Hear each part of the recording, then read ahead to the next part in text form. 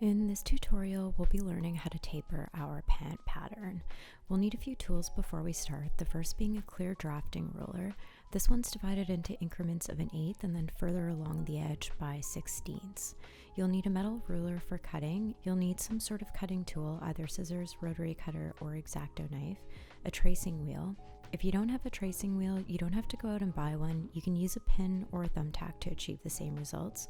You'll need a mechanical pencil and eraser. You can use a regular pencil as long as it's sharpened to a fine point. And some sort of masking tape or any kind of tape that you can draw over. I've run out of regular masking tape, so I'm using painter's tape today. Lastly, you'll need a self-healing mat and some scrap paper, and of course the pattern that you'll be modifying today. We'll need a few measurements before we start modifying our pattern. The first will be your pattern foot entry measurement. We'll only need this measurement to determine whether or not we'll be tapering the pattern further. The second is your personal foot entry measurement. This is taken by measuring around the heel and instep of your foot. If you're unsure of how to do this, you can watch my measurements video. Next, we'll apply a simple formula to make our modifications. We'll take our foot entry measurement and divide it by 4. This will give us 1/4 of our foot entry measurement. The reason why we're working with quarters is because we'll be applying these measurements to each side of the grain line on both front and back pattern pieces. Taking 1/4 of your foot entry measurement, we'll add a 1/2 inch to get our back measurement, and for the front, we'll be subtracting a 1/2 inch from the 1/4 of our foot entry measurement.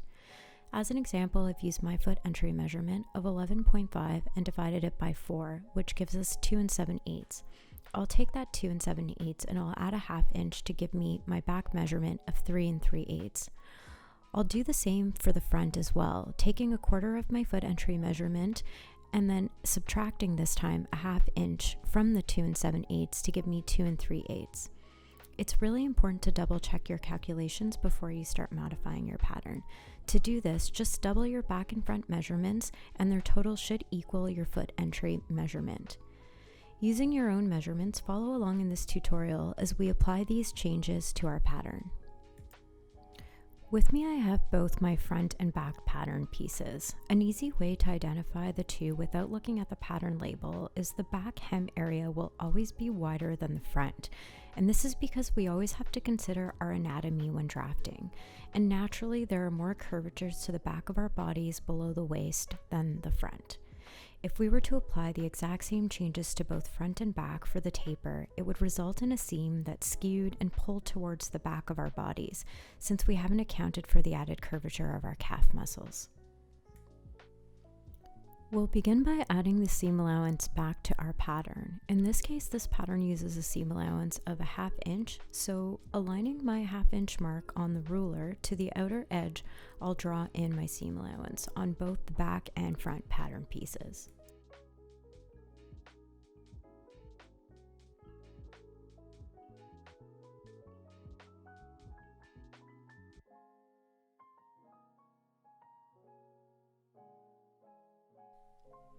Next, we'll want to add the hem allowance back to the pattern. On this pattern, the hem allowance is 1 inch with a 1/2 inch rolled twice. The back piece is straight, so aligning my 1 inch mark of my ruler to the bottom edge, I'll draw a line straight across. For the front, I can see there's a bit of a curve at the hem, which is a result of pleats that were added to the waist. So to redraw this hem, I'll walk my 1 inch mark of the ruler along the bottom while creating small strokes with my pencil to mimic the soft curve of the hem.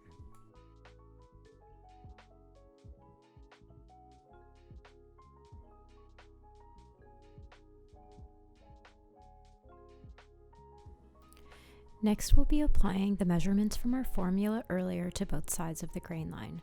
Starting with the back, I'll be using my measurements for this demonstration, which was 11.5 for my foot entry, and 1/4 of that was 2 7/8. So I'm going to add 1/2 inch to the 2 7/8, accounting for the curvature of the back of my leg, which comes out to 3 3/8. I'll add this measurement to both sides of the grain line at the hem. Next, I'll take 1/4 of that foot entry measurement and subtract a 1/2 inch for the front. In my case, the 2 7/8 subtract a 1/2 inch is 2 3/8. I'll measure out on both sides of the grain line at the hem, and in this case, because the hem is curved, I'm walking my ruler along the curve to ensure the accuracy of the measurement. If your hem is curved, don't try to cut corners by measuring straight out. This will not give you an accurate measurement and could mean the difference of your foot fitting through the opening or not. Don't risk it. Next, starting with the back, we'll merge our new taper markings at the hem with your side seam and inseam, aligning your ruler on the marking at the hem and sliding it until it looks like it merges smoothly with the seam. This should happen anywhere between your hem and knee notch, and this area will merge differently for everyone, depending on your pattern and your measurements. But the key is making sure it looks smooth and there are no aggressive points or angles where it meets at the seam. Next, we'll add our seam allowance to the new tapered areas at the side seam and inseams. In this video, I was applying my measurements to a pattern that wasn't my size, so my taper markings jut out slightly. As a result, I'll be placing some scrap paper underneath my front pattern so I can redraw my seam allowance.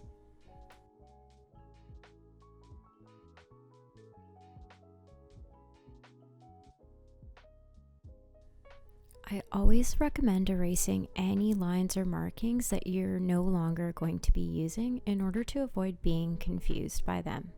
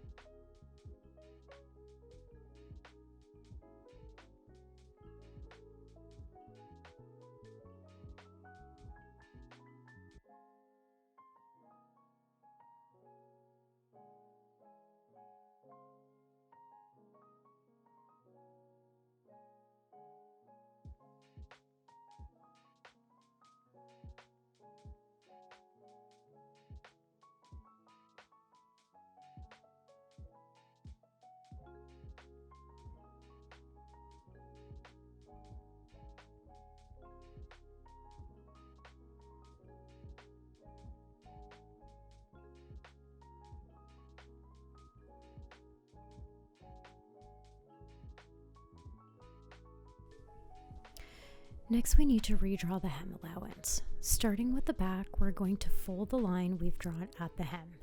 Next, we'll take our tracing wheel and trace the outer edge of our seam allowance to about a ½ inch up from the hem. If you don't have a tracing wheel, you can use a pin or thumbtack by piercing the paper with it along the same outer edge of the seam allowance. Next, we'll unfold the paper to reveal the reflected portion of our seam allowance. Using our ruler, we'll draw over the punch marks of our tracing wheel. We'll need to repeat this once again for the next ½ inch roll of our hem allowance by drawing a line ½ inch up from our hem, folding it, then tracing the outer edge of our seam with our tracing wheel to reveal the other reflected edge of our seam allowance.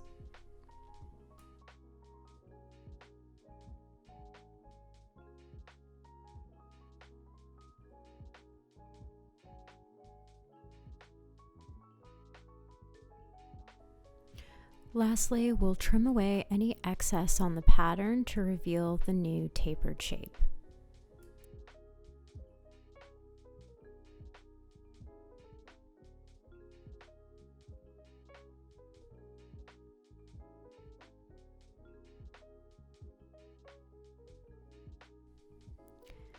Next, we'll move on to repeat this process on the front.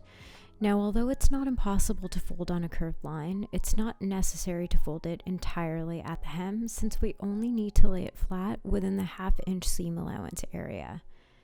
So folding your pattern just until it lays flat, then using your tracing wheel or a pin, we'll trace the outer edge of our seam allowance.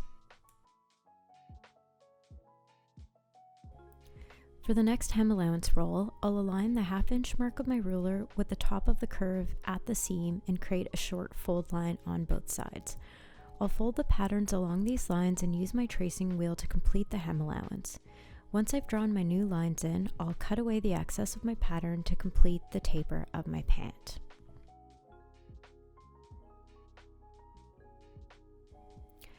I hope you enjoyed this video and found it easy to follow and helpful.